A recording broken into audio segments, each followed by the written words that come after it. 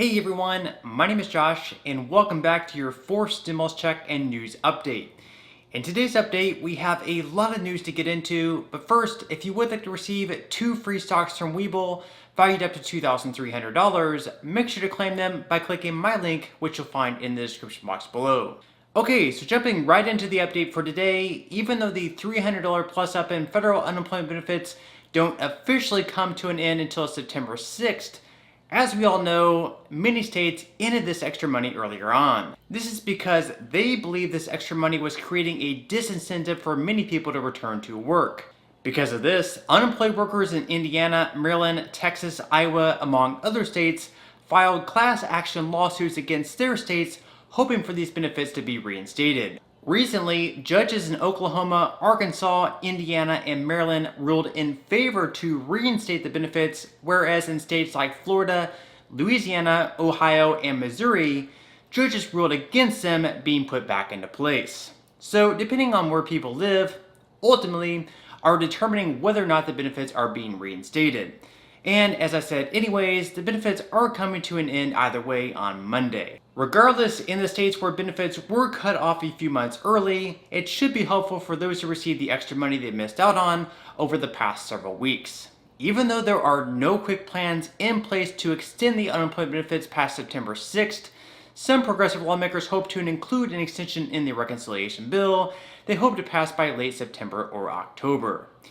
With that said, do you personally believe that the unemployment benefits should be extended for at least a few more months? Or at this point in time, do you believe that there's enough jobs out there and that people should find a way to return to work? Let me know what your thoughts are in the comment section below.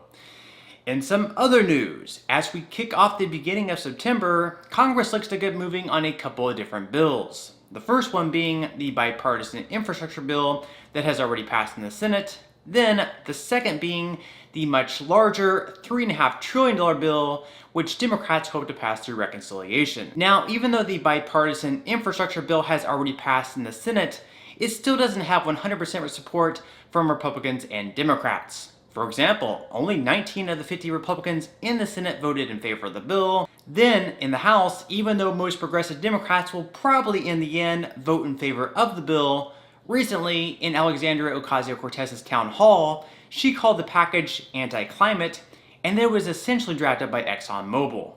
Now, there was a little bit of drama because I think it ended up being 10 conservative Democrats wanted to hold the Build Back Better Act hostage in order to get their infrastructure package prioritized and passed out of the gate. Now, why is this a bad thing?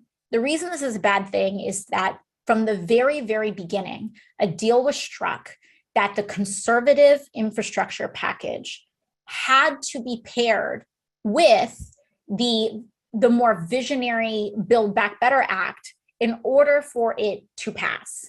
The reason for this is because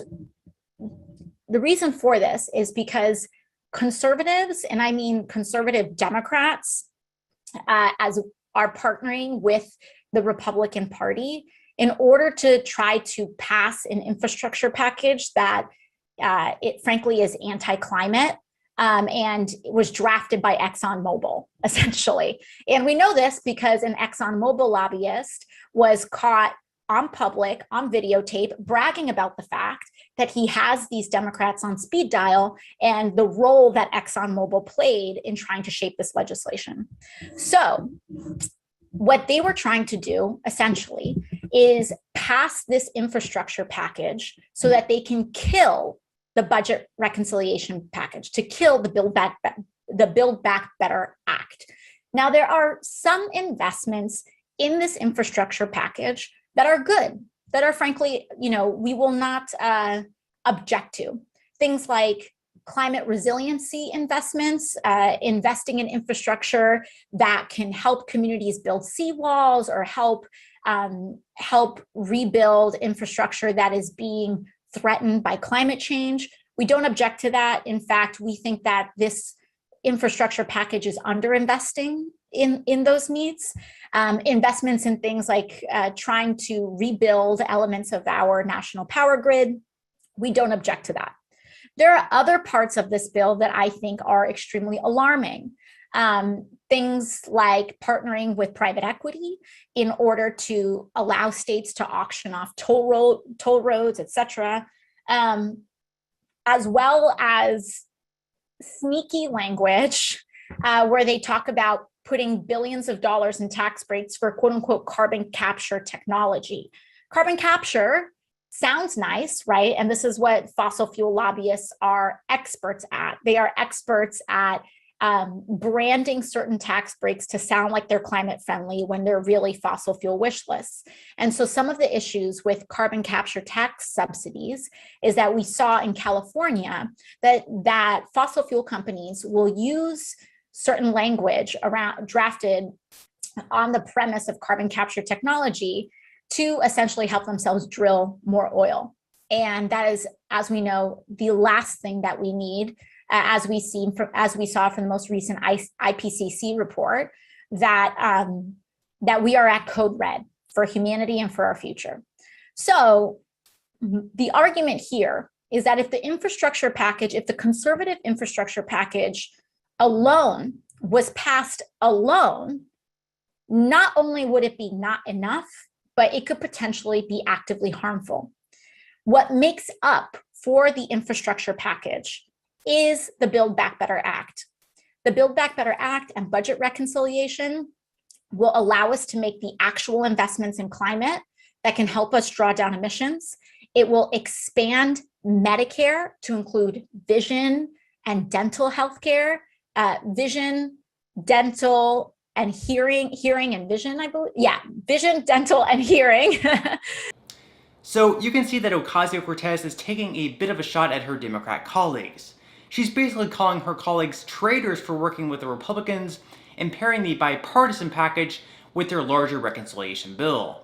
She believes the bipartisan package is anti-climate, which hopes to combat the other bill, which they believe is going to fight climate change. She also believes these Democrats wanted to quickly sneak the bipartisan package through, so then they could kill the reconciliation one.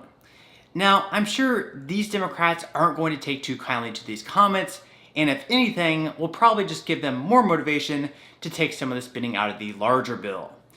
With that said, with these two bills and all the drama most likely surrounding them, it should be an interesting month ahead.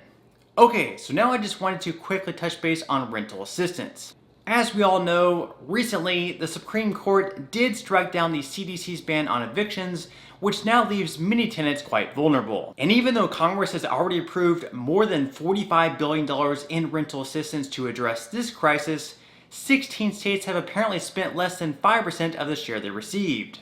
Recently, the president and CEO of the National Low Income Housing Coalition said that 6.5 million households are behind on their rent and facing eviction.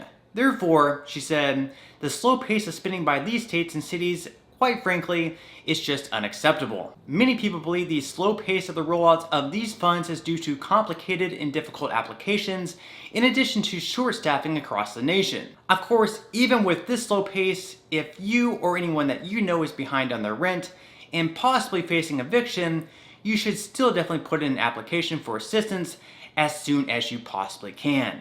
In a few states, if you at least put in an application for rental assistance, you'll have some protections from being kicked out of your home. These include Minnesota, New York, Nevada, Oregon, and Washington. On the National Low Income Housing Coalition website, which I will leave a link for in the description box below, you can find a state-by-state list for the nearly 500 programs currently available. There's another helpful tool on the Consumer Financial Protection website that helps you apply for the aid as well. That one, I'll also go ahead and leave a link for in the description box below if you would like to check out. So again, if you are currently behind on your rent, please do not hesitate to apply for this aid. It's what it's there for, and in case you're wondering, for eligibility purposes, at least one member of your household just has to qualify for unemployment benefits or test in writing that they've lost income due to the pandemic. Furthermore, you'll also need to show a risk of homelessness, so you could include something like a past due rent notice.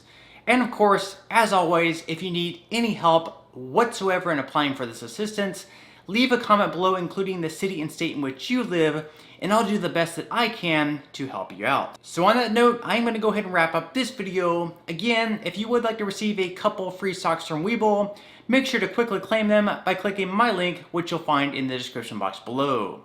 To receive the first stock, you will need to fully open an account. Then, to receive the second free stock, which will be valued up to $2,000, you'll need to make a qualifying deposit of at least $5. Even if you aren't all that interested in investing or continuing to invest at this point in time, you can always sell the free stocks that you receive and transfer that money, however much they're worth, right back to your bank account. So free stocks or free money is completely up to you. So once again, I hope everyone has a great rest of their day, and I'll see you in the next video.